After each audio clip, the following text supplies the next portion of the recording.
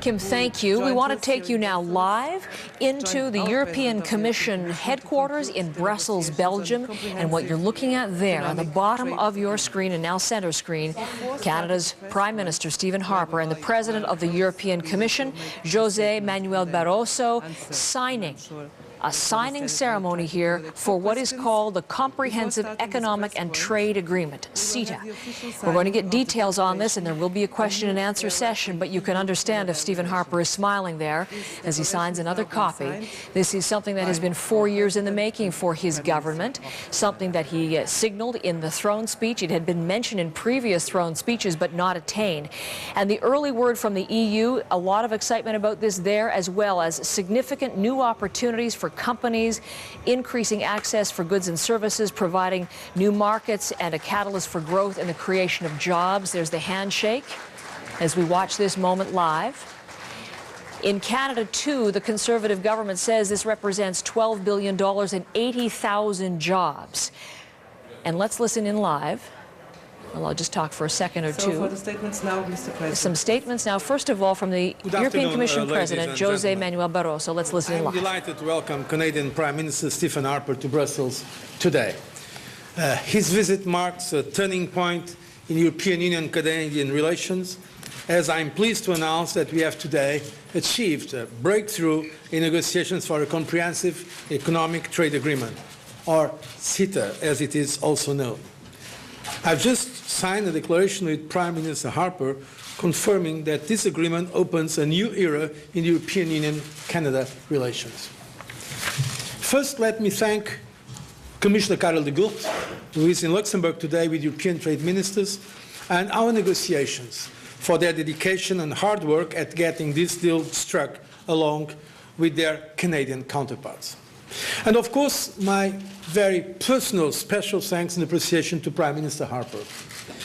We had an intense dialogue, and in the last 5 months, this is our 4th meeting, which illustrates well our joint commitment to this agreement and to European Union-Canada relations. Thank you, Stephen, for the constructive spirit in which you always dealt with us in terms of this agreement, that I believe it's a great agreement for both Canada and the European Union.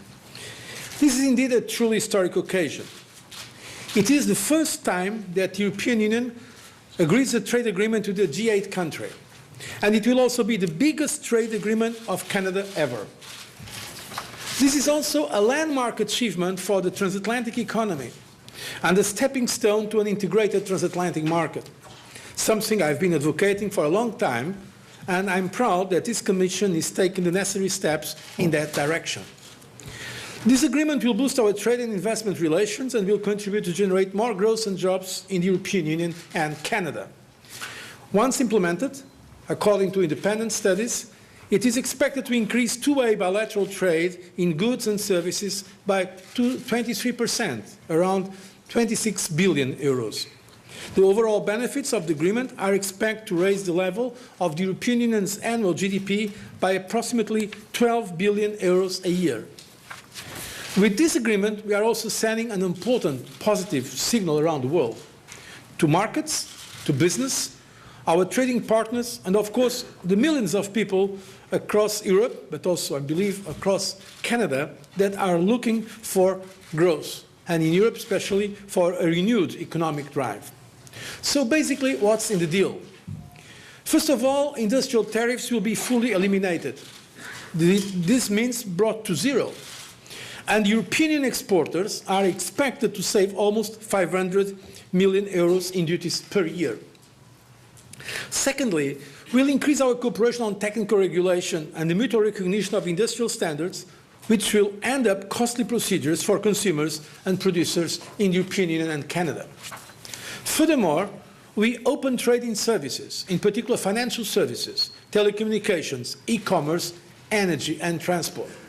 And for the first time in its history, Canada has committed all its levels of government to the opening up of public procurement markets, which will provide European Union exporters with brand new opportunities. For both Prime Minister Harper and myself, agriculture was a sensitive matter, as usually happens in trade negotiations. We were able, however, to strike a very good balance between our offensive and defensive interests. And I would like to say that I'm particularly happy that we have achieved recognition and protection of our geographical indications. Finally, it is important to underline that both of us have agreed that our trade and investment relationship will not develop at the expense of the environment or of labor rights.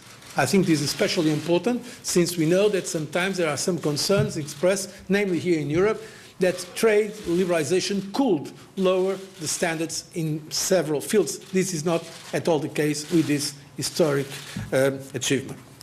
So today's successful outcome shows us that with political will and a good dose of hard work, there is a way to reach results that benefits people on both sides of the Atlantic.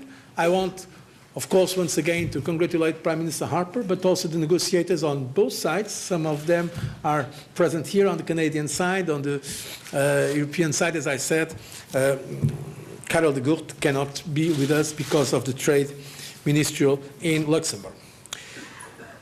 Prime Minister, dear Stephen, this agreement also has an importance which goes beyond trade.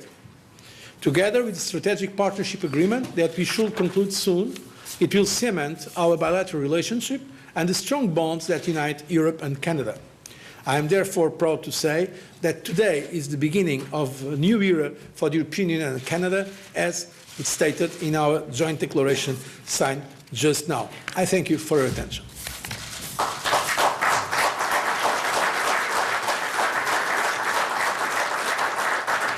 Bon après-midi, good afternoon, President Barroso, Juan Manuel. It's really a delight for me to be here today.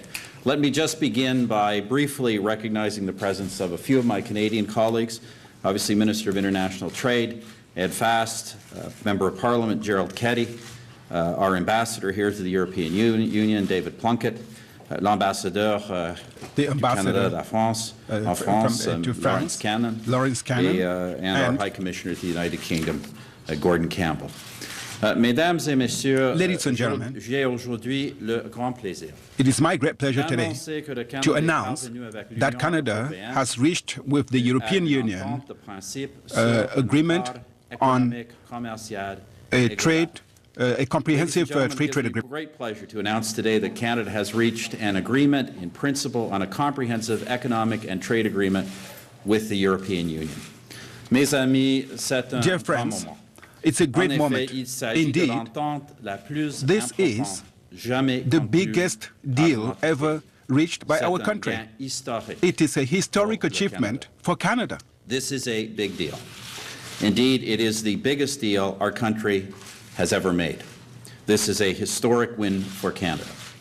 It means access for Canadian businesses to 500 million affluent customers, and thus to thousands of jobs for Canadians. I want to spend a moment elaborating on the scale of this for our country.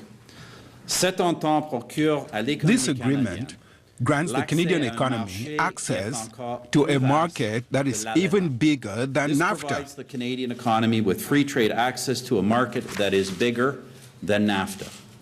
And in scope, this agreement is, by far, the most ambitious trade partnership that Canada has ever negotiated, covering not just goods, but also services, labor mobility, investment, procurement, including subnational procurement, and many regulatory matters.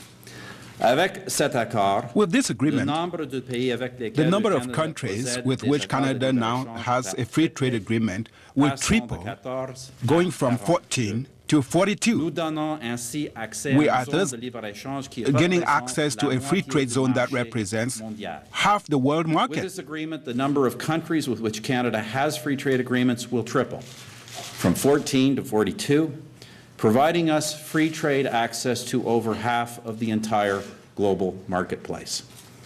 Depuis les années 70, Since the 70s, Canadian governments that have succeeded each other have wanted a free trade agreement with Europe. Today, we can finally say that it is mission accomplished. It has been stated, the stated desire of Canadian national governments since the 1970s to significantly broaden our trade relations beyond the United States and, most particularly, to secure such a relationship with Europe.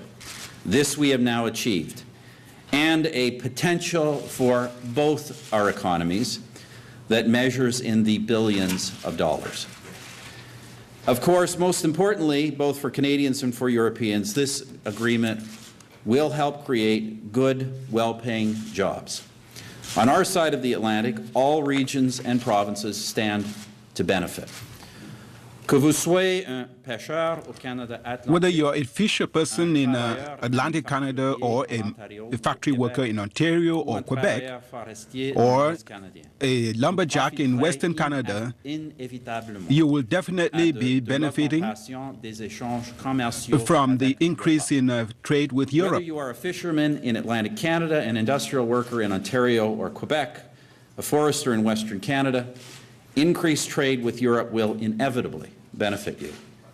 When this agreement is in force, businesses that provide technical services in fields such as engineering, construction, architecture, and many others will have unprecedented access to the European market.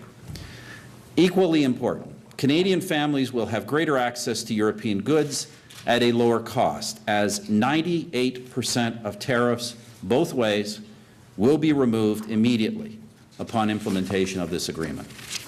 So this agreement will benefit hardworking Canadians from coast to coast to coast, just as it will open doors to opportunities not yet imagined. Let me also just mention that Canada largely secured our objective of defending our system of supply management while also opening these markets, these new markets, for Canadian agricultural producers. Canadian farmers will benefit overwhelmingly from this agreement. Canadian farmers will greatly benefit from this agreement to the extent that we expect a loss of market share for cheese producers.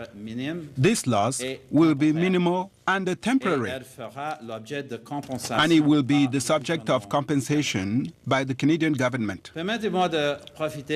Allow me to seize this opportunity to say thank you to many people from Canada and Europe who worked so hard and for so long and with such diligence to make this agreement a reality.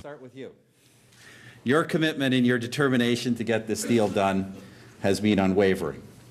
That you have done this while also capably juggling numerous other big challenges and priorities is truly impressive. I vividly recall the day as we set out on this journey at the Canada-EU Summit in 2009. This project, which we started in Prague, will henceforth and forever be tangible evidence of our close collaboration. Mr. President, without your leadership, we would never have gotten here. I would also like to thank all the provincial premiers, without any exception, all Canada's premiers, for taking an unprecedented and constantly positive place at the table throughout these negotiations. I want to thank Canadian businesses, many of whom are represented here today and who have been unfailingly supportive of this initiative. Of course, I want to thank my colleagues, Ed Fast and Gerald Keddy, for their hard and detailed work on this over a very long period of time. I also want to thank Canada's public service through its head, Wayne Waters, for its dedication to this over the past 4 years, with special mention to our chief negotiator, Steve Verhoeven. Finally, I want to thank our political staff, something we don't do often enough, in both my office and Minister Fast's office, but allow me to make special mention of Andrea Van Voot. She handled this matter for PMO for the past several years, but recently departed on maternity leave, for which we wish her all the best. Ladies and gentlemen, Canada is a trading nation. Nous avons toujours été une nation commerçante. We've always been a trading nation. From the fur trade period between the French and the British, which laid the foundation of our modern economy. We have been a trading nation from Aboriginal times to the days of French and British traders who first laid the foundations of our modern economy. Today, 1 in 5 jobs in Canada is tied to trade. Our trade is equivalent to 60% of our gross domestic product. That is why, in order to ensure the prosperity of Canadian families, our government launched the most ambitious Canadian free trade agreement in the history of our country. Prosperity of Canadian families, our government launched the most ambitious trade program in Canadian history. It is also well known, ladies and gentlemen, that growth in global trade over the past generation has been largely responsible for wealth creation around the world. As we stated in 2009, when we embarked on this great adventure, an agreement of this magnitude will send a clear signal that the European Union and Canada reject protectionism. But, Mr. President, I believe that it is even more important than that. This also reaffirms the long and deep relationship between us and its shared values and commitments, not only to our mutual economic prosperity, but also to freedom, to democracy, and to human dignity for all, things which the European Union and Canada, as confederations of many peoples, strive together for throughout the world. So once again, thank you, Mr. President, for the opportunity to be with you here today, and thank you for getting this done. Merci beaucoup. Thank you.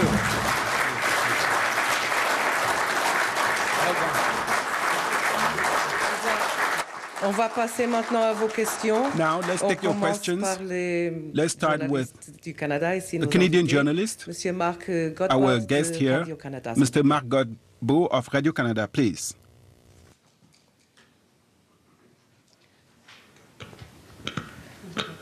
C'est bien, c'est bien. OK, alors. Merci. Thank you, Monsieur le Président, Monsieur le Premier Mr. President and Mr. Prime Minister. As you know, there are always winners and losers in any negotiation. What will you tell those who will be the losers here and who could possibly create resistance amongst some of your members? And Mr. Harper, what will you say to those who are losing in this deal, that is the Canadian losers, let's call them that way, that is the cheese producers, you talked about them of course, but also all Canadians who will be paying a higher cost for medication given the extension of the protection on patents on pharmaceutical products. Could you answer that question in French and English, if possible, please?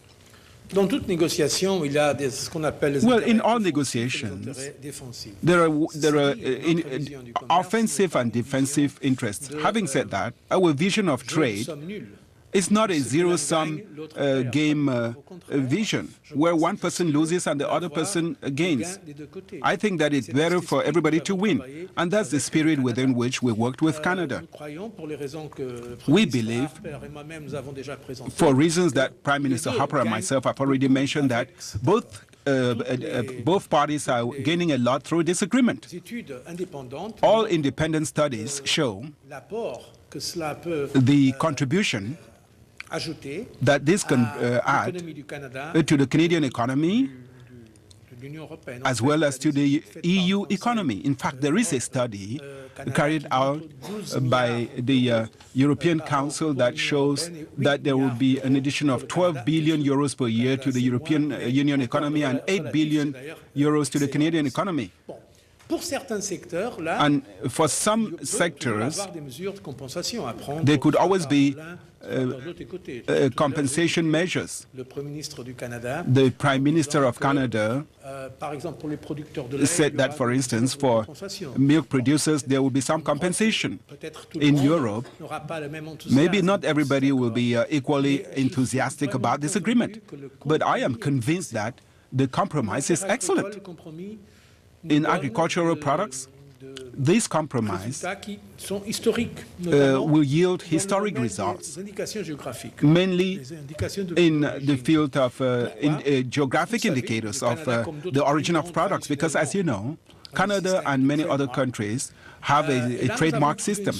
And we found a balanced solution enabling Canada to say the origin of products, but also recognizing European geographic indicators. It is extraordinary because for us, for our farmers, not only in the cheese sector, but in other sectors as well, this is a huge progress. I don't want to make a technical briefing which will follow, but I can tell you that in Europe, this agreement will be well received because we negotiated well. At the end of the negotiations, by the way, Prime Minister Harper and myself, we dwelled on the issues, and we made some political consultations to ensure that this deal would meet the needs of or the expectations of most of the stakeholders. Our members, that is.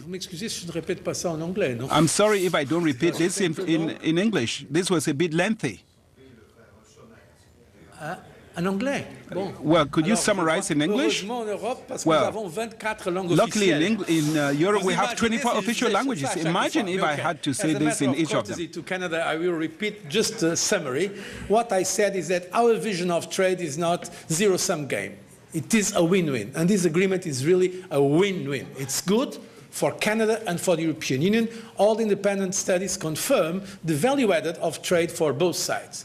It is true that sometimes there are offensive and defensive interests, and that's for each party to see how to address. I just heard Prime Minister Harper saying that for one of the sectors there are compensation measures. Well, that's an issue that has to be dealt on each side.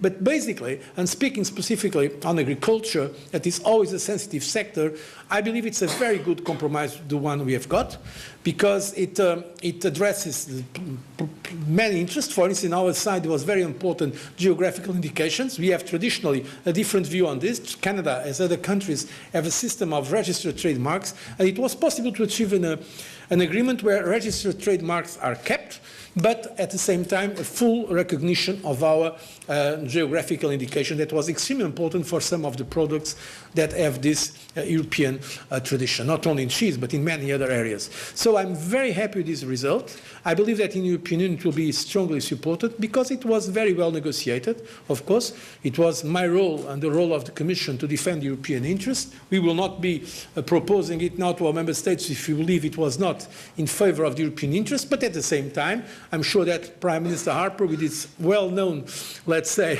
as a strong negotiator, he has also very well defended the Canadian interest, and that at the end we came to a compromise. And that's the way it has to be, because without the spirit of compromise, at the end there will be never trade agreements. And both Canada and the European Union, we are committed to open economies. We believe this is part of the agenda for growth. And in Europe, it is very important also to have growth, because it can, in fact, create more jobs and more opportunities. Voilà. No other language, I hope. Okay. I must state that the counterparts, our counterpart heads of government across the world, well, note that I'm the only Canadian Prime Minister who said the same thing in both official languages. But to answer your question, Mark, firstly, I believe that it is important to state that this agreement is in the higher interests of the vast majority of Canadians. Not immediately, but in the long term, I think it will be good for everybody, frankly. For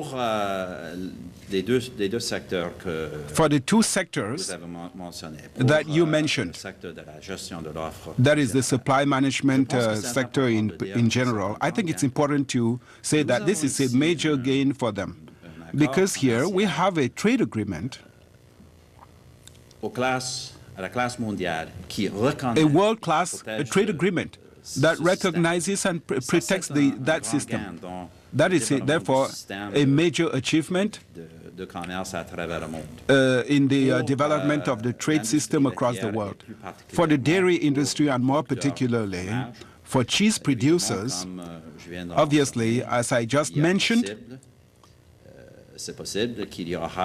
it is possible that there might be some losses in some parts of the domestic market. on a temporary basis, and we committed ourselves to offering compensation that will fully take into account the unfavorable side effects. This is an approach that the governments of Quebec and Ontario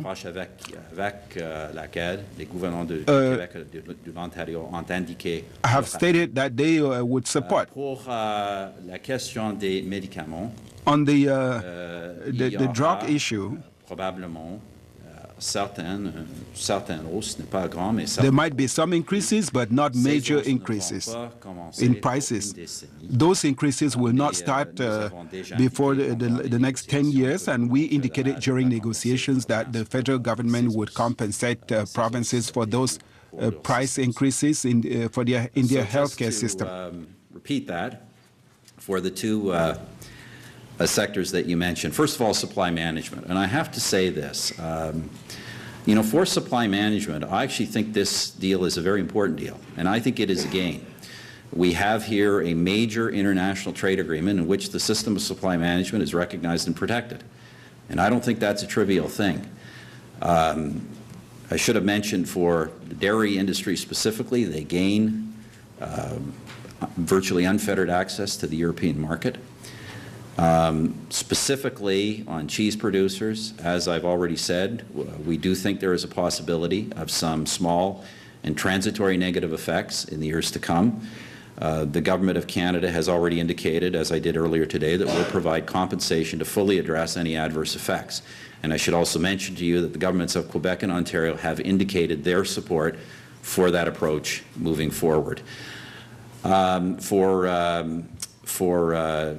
Pharmaceutical prices, it is also likely the case that in the future there will be some upward pressure on pharmaceutical prices as a consequence of this agreement.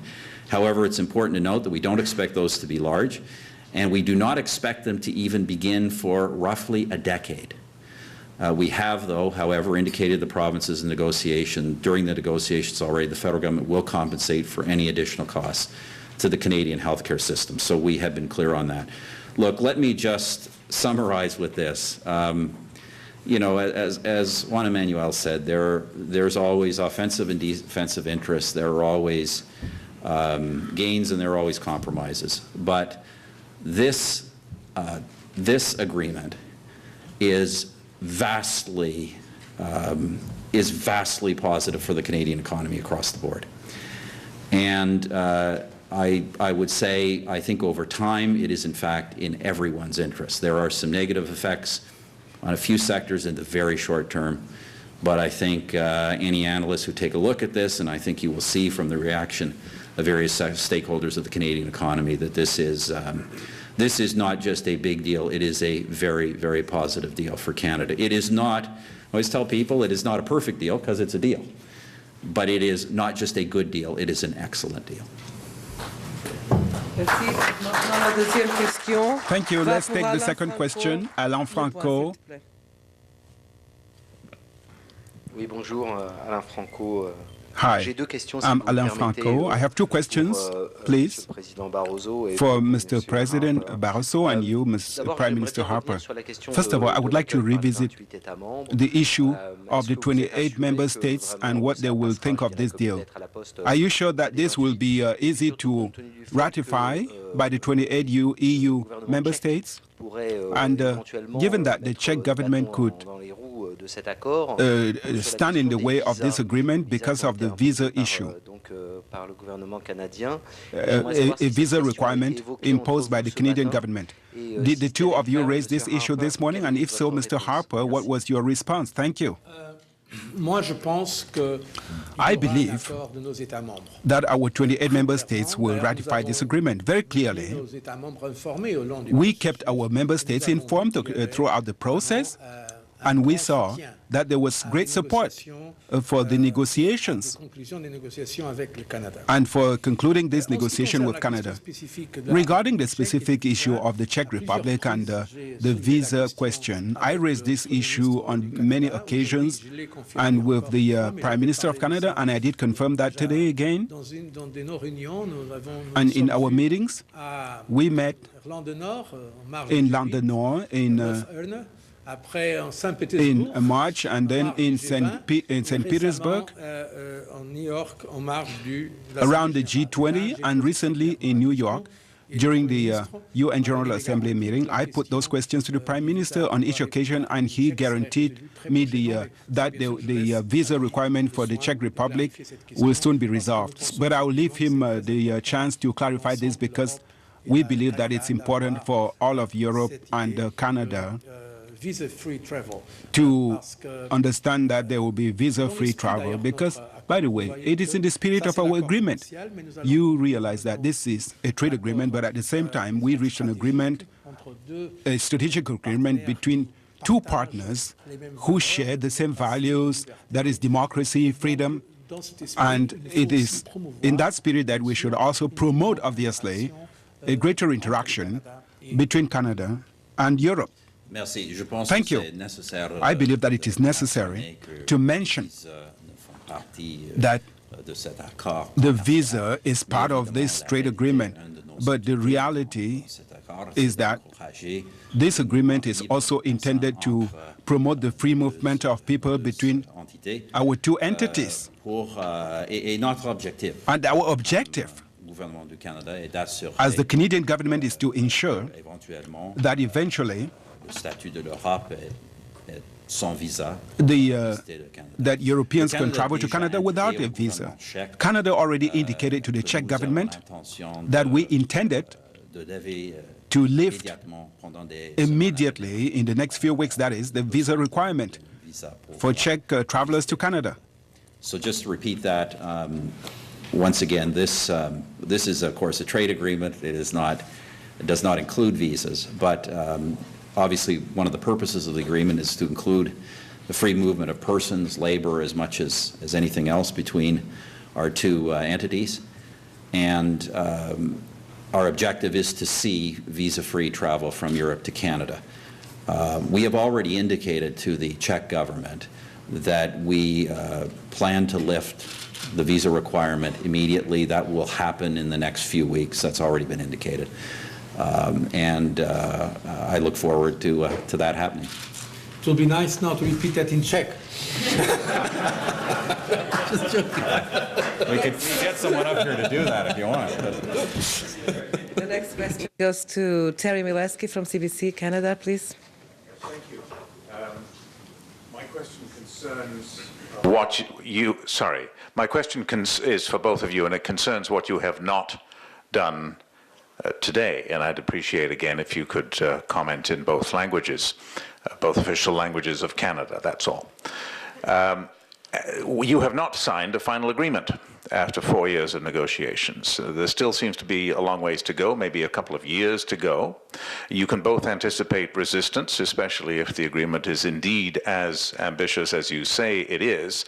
So to you, Prime Minister, do you really have the provinces on side when they haven't even seen a final text? Can you get this done by the next election, say? And to you, Mr. President, you have 28 cats to herd, if I can put it that way. Can you do it at all? First of all, look, I think it's important to say a little bit about the philosophy behind this agreement and the philosophy behind our trade negotiations generally. I am of the view that wide-ranging and ambitious agreements are easier to adopt than small ones. And that will be the case in this case because there are so many sectors of the Canadian economy that are going to benefit. I anticipate we've received indications from all provinces and territories that they are supportive in principle of this agreement. They have obviously been closely consulted and part of the negotiating process throughout. Look, there's and they're aware of the contents. Of course, there is, as there always is in these things, there is an elaborate process of translation, which is very onerous on the side of the European Union, as has already been indicated. There's obviously scrubbing of legal text, as they call it. But the agreement, as it now stands, is not going to change. I'm certainly confident of its adoption in Canada. I think anyone who opposes it will lose and will make a big historic mistake politically for so doing.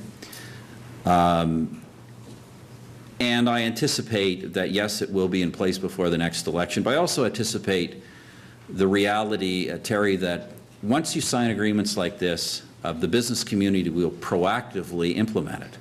They will see the opportunities and advantages in it. They will start trade missions, and they will begin to work on those opportunities before the agreement is even in force.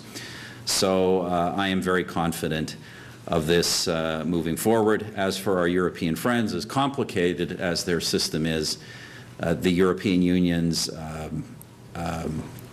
the raison d'etre of the European Union has been to break down trade barriers within Europe and, of course, globally. And so I have complete confidence that the European Union and all its member states will, in due course, adopt this. In fact, we have some rules in the European Union because we are today 28 member states, and this is why the European Commission negotiates on behalf of all the member states. And it is only when we conclude negotiations that we have now basically concluded, that's what we are announcing to you today, that we can submit to the member states for approval by qualified majority the agreement on the trade part. And it has to go now through a process that is what we called the stabilization of the text in technical matters, including legally scrubbing. So it has to be reviewed by lawyers.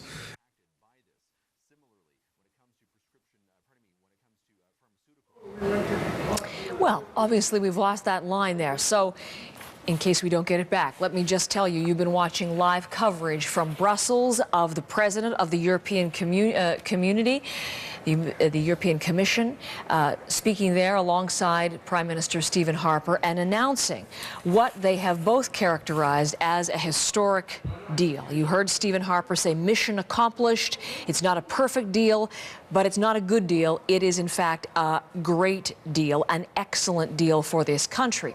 Not a final deal, and Terry Milewski made that very clear in his question to the two leaders. This is what is being called a declaration. It is an agreement in principle, but it is the result of 4 years of negotiations, this comprehensive economic and trade agreement between Canada and the European Union, which is the largest trade agreement in the history of this country. We have the President of the European Commission now back at the podium. Let's listen in again. Our line is reconnected. Political issues, the difficult points are now agreed, and that now it's just a matter of technically finishing the agreement, including the translation. So I expect the European Union member states to agree on this agreement because you kept them informed, and I see from my contacts with all the governments that will be well received. But of course, we are now going to finalize the agreement. And as I said before, it is a very positive, indeed an excellent agreement.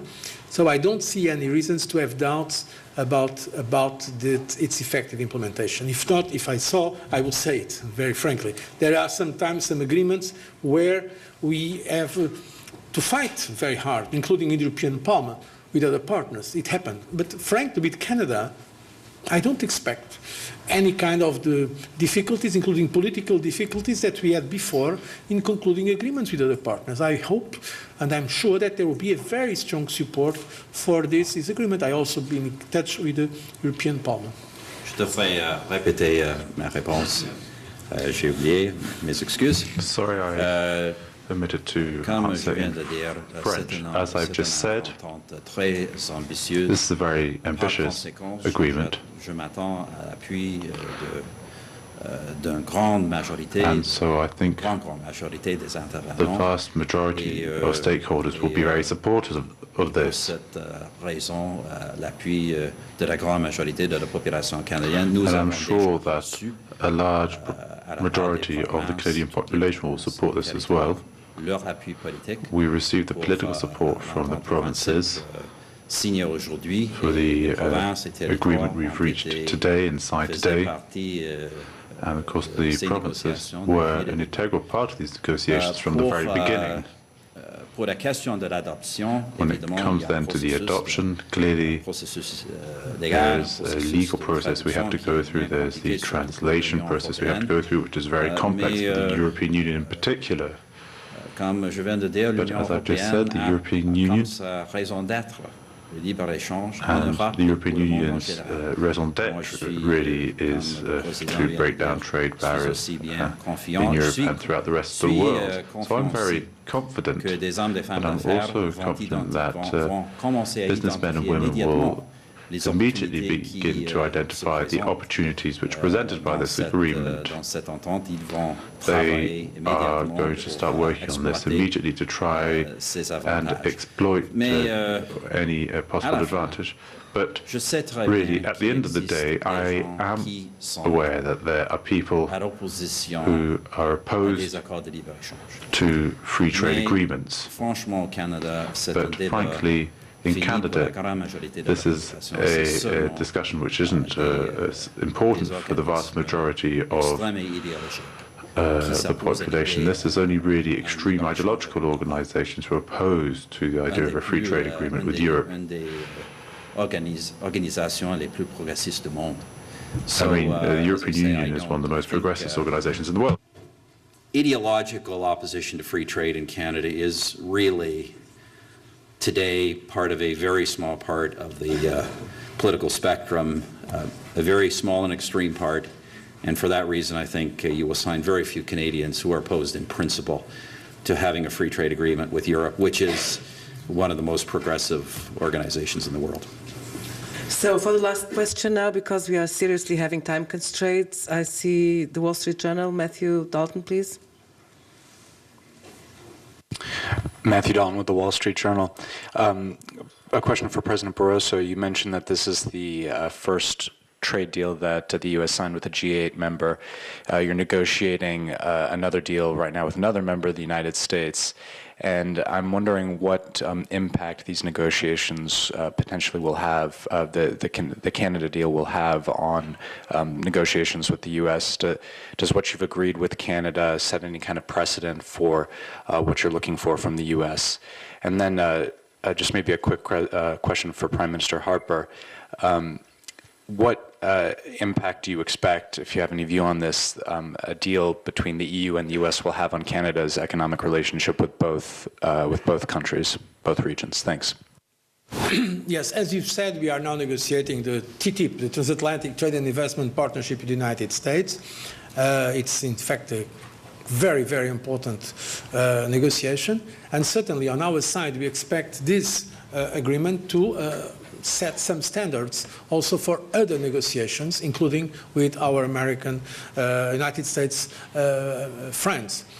We believe this is critically important. Of course, this has to be discussed now also with the other party.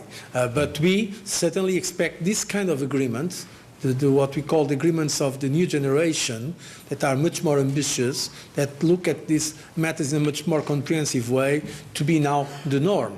By the way, not only with the United States, we have also launched negotiations with Japan. We have been speaking with Mercosur, and I know that now the Brazilians are very much interested in coming to an agreement with us, and there will be most likely some developments soon. I've been speaking about this matter very often with President Dilma Rousseff of Brazil. And let me tell you a good development we had today. Today, the trade ministers in Luxembourg have agreed on a mandate for the investment treaty with China, something that we have been discussing with China, myself with Prime Ministers of China for some time.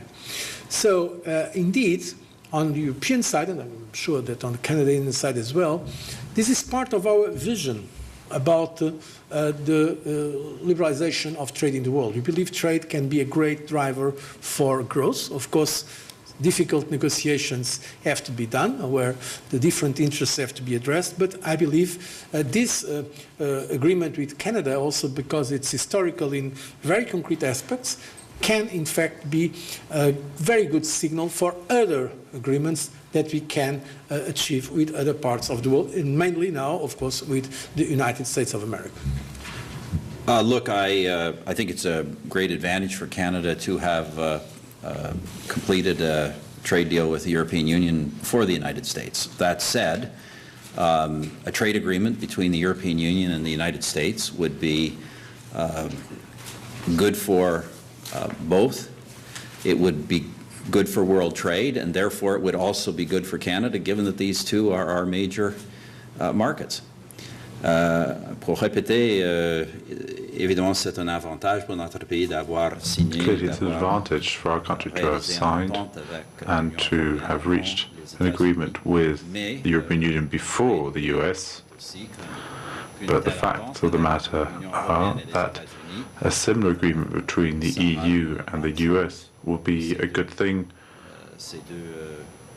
for these two entities, these two organizations, these two countries, and for the world, and for trade more generally, and so therefore for our country as well, because our markets are two very important markets. Thank you for coming. Let me tell you that you will find outside a press release and a memo. Now stay for the technical You've been briefing. listening in its entirety to the signing ceremony and to the comments from the European